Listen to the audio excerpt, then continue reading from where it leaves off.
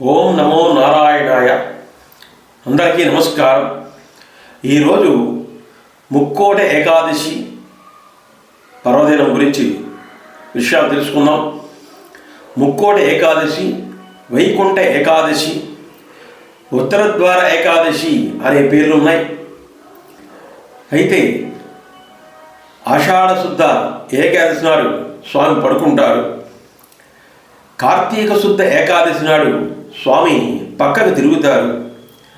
మార్గశిర శుద్ధ ఏకాదశి నాడు స్వామి మేల్కొంటారు. పుష్యశుద్ధ ఏకాదశి నాడు ఉత్తర ద్వారం గుండా అందరికీ కూడా స్వామి దర్శనమిస్తారు. ఇది ముక్కోటి ఏకాదశి.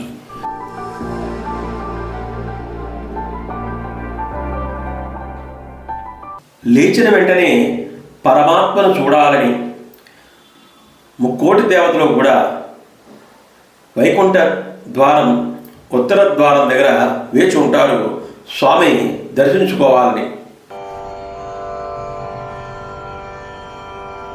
మామూలు రోజుల్లో దక్షిణ ద్వారం తెరిచి ఉంటుంది.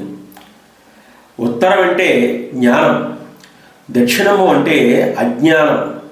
అంచేతే ఈ జ్ఞానప్రదమైనటువంటిది కాబట్టి ఈ ఉత్తర ద్వారాన స్వామి యొక్క దర్శనం చేసుకుంటారు అందరూ.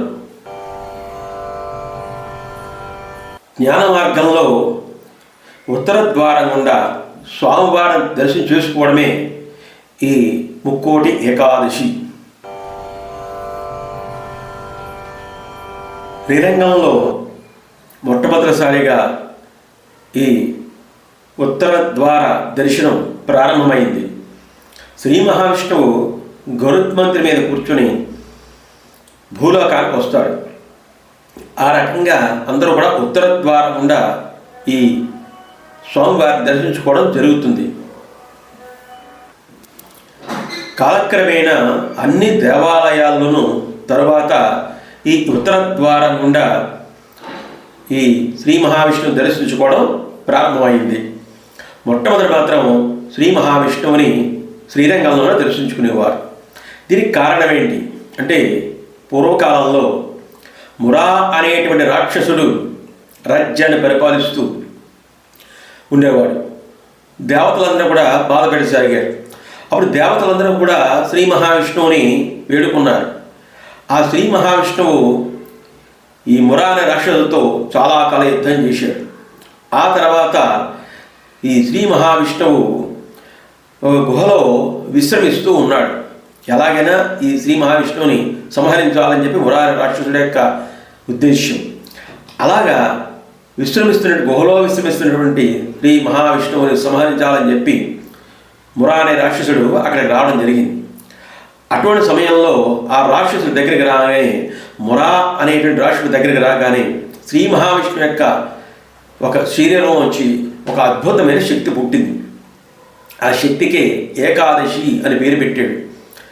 ఆ శక్తి సర్వశక్తివంతమై ఈ మురాన రాక్షసుని సంహరించింది. అతను భస్మం అయిపోయాడు. వెంటనే ఆ ఏకాదశిని వరం కోరుకోమనగా, ఆ ఏకాదశి అనే శక్తి ఏం వరం కోరుకుందంటే, ఈ ఏకాదశి నాడు, ముక్కోటి ఏకాదశి నాడు సర్వ పాపాలు కూడా హరించాలి. ఎవరైతే ఆ రోజు ఉపవాసం ఉండి స్వామివారి ధ్యానం చేస్తారో వారికి సర్వ పాపాలు హరించాలి అనేటువంటి కోరికన కొరగానే శ్రీ మహావిష్ణు తదాస్తూ ఉన్నాడు. ఆ రకంగా ఈ ముక్కోటి ఏకాదశి ప్రాశస్త్యాన్ని పొంది ఉంది. అలాగే శ్రీ మహావిష్ణువు ఆ విగ్రహాన్ని, మొత్తం స్వామి యొక్క రూపాన్ని శ్రీరాములు వారు నిత్యం పూజిస్తూ విభీషణుడికి ఈ స్వామి యొక్క విగ్రహాన్ని అందజేశారు. నువ్వు పూజించు, నిత్యం నీ లక్కకి తీసుకెళ్ళని చెప్తే ఈ విభీషణుని తీసుకెళ్తూ మధ్యాహ్న సమయంలో కొంతవరకు వెళ్ళిన తర్వాత ఆయన స్నానం చేయవలసి వచ్చింది. సంధ్యా సమయం అయింది. అప్పుడు ఒక బాలుని పిలిచి బాలుని పెట్టుకోమన్నారు. మళ్ళీ వచ్చి నేను తీసుకుంటానంటే ఈ లోపులోనే ఆయన వచ్చేలోపుగానే, విభీషణుడు వచ్చేలోపుగానే ఈ బాలుడు ఆ కింద పెట్టడం జరుగుతుంది. అప్పుడు వెంటనే ఆ బాలుడి మీద ఈ విభీషణుడు కోప్పడతాడు. వెంటనే ఏం చెప్తారు స్వామి శ్రీ మహావిష్ణువు, ఇది నిర్ణీత ప్రదేశము, అందుచేతే ఇక్కడ ప్రతిష్ఠింపబడింది ఇది చాలా అనువైన ప్రదేశము అని చెప్పడం జరిగింది. ఆ రకంగా ఆ ప్రదేశానికి శ్రీరంగం అనేటువంటి పేరు కూడా రావడం జరిగింది. అటువంటి ఆ శ్రీరంగంలోనే ఈ ఉత్తర ద్వార దర్శనం జరుగుతుంది మొట్టమొదటిగా. తర్వాత అన్ని విష్ణు దేవాలయాల్లో ఈ ఉత్తర ద్వార దర్శనం జరగడం ప్రారంభమైంది. అలాగే మధుకైటవులైనటువంటి రాక్షసులు కూడా శ్రీ మహావిష్ణువు శరీరం పుట్టిన వాళ్ళు సకల శక్తులతో ఉన్నారు. శ్రీ మహావిష్ణువు శరీరంలోంచి పుట్టారంటే సకల శక్తులు కలవారు కదా. అటువంటి వాళ్ళు బ్రహ్మగారి దగ్గరికి వెళ్ళి బ్రహ్మగారి మీద పడతారు యుద్ధం చేయమని చెప్పి. అయితే ఆయన బలహీనను చూసి వెంటనే శ్రీ మహావిష్ణువుని మొరపెట్టుకుంటాడు బ్రహ్మగారు. వెంటనే శ్రీ మహావిష్ణువు ఆయన ప్రత్యక్షమై మీకు ఏ వరం గారో కోరుకోండి అని చెప్పి ఆయన చెప్పగానే వెంటనే వీళ్ళు మధుకైటవులైన రాక్షసులతో ఏమంటారంటే నువ్వు నాకు వరం కాదు, మేమే వరం ఇస్తున్నాం, నీకేం కావాలో కోరుకొని ఈ మధుకైటవులైన రాక్షసులు అంటారు.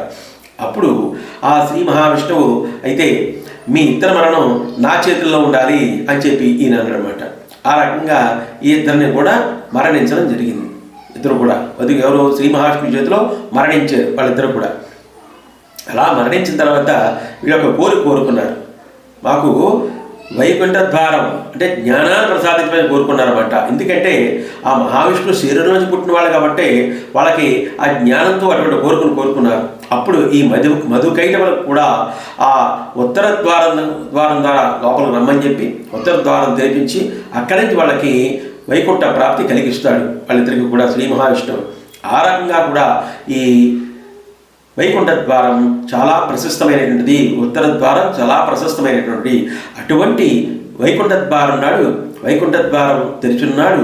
ముకోటి దేవతలు ప్రత్యక్ష అందరూ కూడా ప్రసన్నం చేసుకుంటారు. అటువంటి మానవలోకంలో కూడా ఆ స్వామిని దర్శించినట్లయితే సకల పాపాలు హరిస్తాయి. చాలా ప్రసిద్ధమైనటువంటి పండుగ ఈ ముక్కోటి ఏకాదశి పండుగ, వైకుంఠ ఏకాదశి పండుగ, ఉత్తర ద్వార దర్శన పండుగ. అంచేత ఓం నమో నారాయణాయ అంటూ శ్రీ మహావిష్ణువు దర్శించండి, సకల పాపాలు హరించేలా చూడండి. మహావిష్ణునామంతో ఈ రోజంతా గడపండి.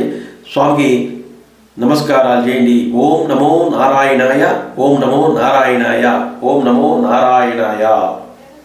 వీరభద్రరావు మామిళ్ళపల్లి ప్రెజెంట్స్ మన యూట్యూబ్ ఛానల్ని సబ్స్క్రైబ్ చేసుకునే వాళ్ళు వెంటనే సబ్స్క్రైబ్ చేసుకోండి, లైక్ చేయండి, షేర్ చేయండి.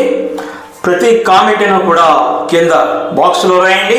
Devotional, cultural, see my all videos continuously.